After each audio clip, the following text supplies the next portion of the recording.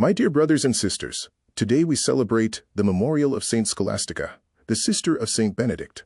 There is a famous story about her where she asked her brother to stay and talk about spiritual things, and when he refused because of his monastic rules, she prayed, and a massive storm broke out, forcing him to stay. Saint Gregory the Great said she prevailed because she loved more.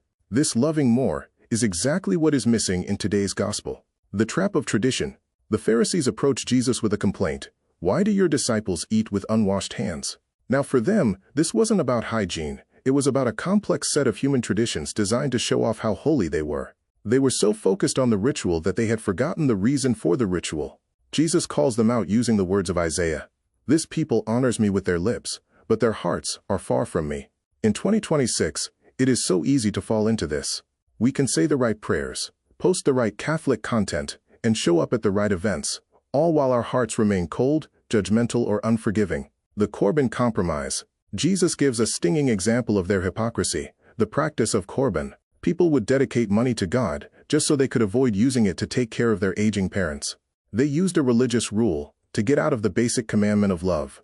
How often do we use our busyness for God, or our strict adherence to rules, as an excuse to avoid being kind to the person right in front of us? If our faith makes us more rigid and less compassionate, we are following the Pharisees, not Christ. The Temple of the Heart. In the first reading, Solomon prays at the dedication of the temple, asking, "Can it indeed be that God dwells on earth?" The answer is a resounding yes. But as Saint Scholastica knew, God doesn't just dwell in stone buildings. He dwells in hearts that are open to Him. Cleaning your hands is easy. Cleaning your heart, removing the lip service, and replacing it with love service, is the work of a lifetime. The takeaway. Today, don't worry so much about the outward performance of your faith. Instead, do an internal audit. When you speak today, are the words coming from a place of genuine love, or just habit?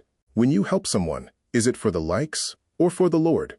Like Saint Scholastica, choose to love more, even if it means breaking a rule of comfort or ego. God is not impressed by your rituals if they don't lead to a change in your heart. Amen.